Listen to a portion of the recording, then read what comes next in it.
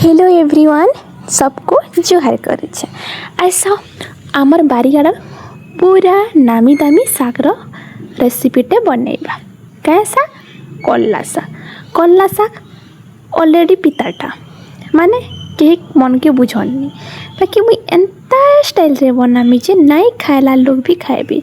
कहीं कि देख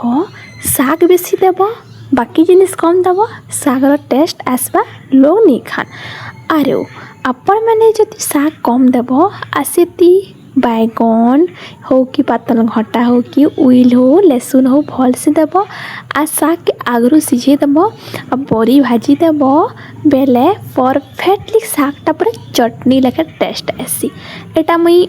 खाऊछे बोली कहूछे आपण मानको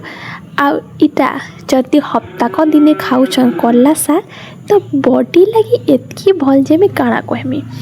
आ क्या थी लगी भल हेटा तो आपण मैंने गैस करुवे तो पहला कढ़ी रे सुरसो तेल ता संगे सुरसो सुखा लका लहसुन उइल के भाजी देली बरी आगरू भाजी दी ऑलरेडी बरी के टिके कुटी करदेली आउ पातल घटा साग दे देली न माने कढ़ी रे आउ तापर सब किसी चिरकी मिर्खी देली आउ इति मुई देदेमी एछनी शाग के आ शाग दे देला परे सेति बरी भी पके देमी कुरकुटी करी करी आ ताहा के घाटी सानी देमी आ पान टिके दे देली आ सब के पूरा चटपट कर देमी आ इता टेस्ट पूरा जबरदस्त दिला